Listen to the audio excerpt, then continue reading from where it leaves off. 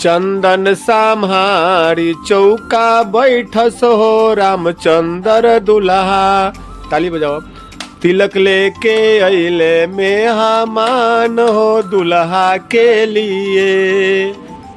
जिला सरकार तो तिलक चढ़ो तो सकार रहे खाली बर्तन फूला है कथी ले लिए सब न चढ़वाए।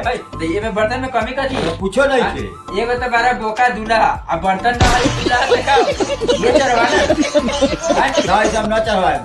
हमरा वो साहब से बात रहे गाड़ी नया दे के स्प्लेंडर। अच्छा कहाँ स्प्लेंडर आ गए? तोरा तो घर में नावा टांगेला कैलेंडर आ कहां से दीवा गाड़ी स्प्लेंडर चढ़े लगी हैं?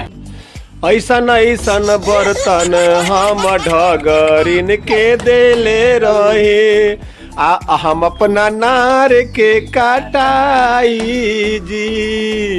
ऐसन ऐसन बर्तन हम चमैनिया के देले रही अपना हम नार के काटाई जी। थ्री बताऊ हमारा बड़ी सकार रहे मोटरसाइकिल। अच्छा वो न मिलल चढ़ेला। सुनू ना रउआ बाबू से कहो कि घर बनावेला घर पक्का एक बेर दे दम 4 चक्का चढ़े लगी।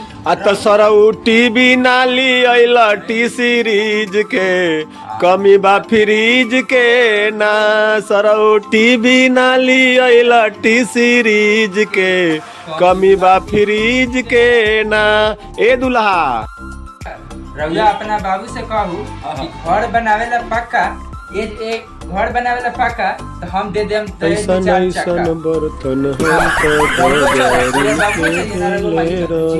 बाबूजी के ननु चाहिए आवले। तू चढ़बा ना का हो बुका जा बुका तू ननु चाहिए आवले मोटरसाइकिल। भैया मेरा वीडियो अच्छा लगे तो लाइक कीजिएगा और कमेंट कीजिएगा और शेयर कीजिएगा। बेल आइकन दबाना नहीं भूलिएगा तो रोने लगेगा।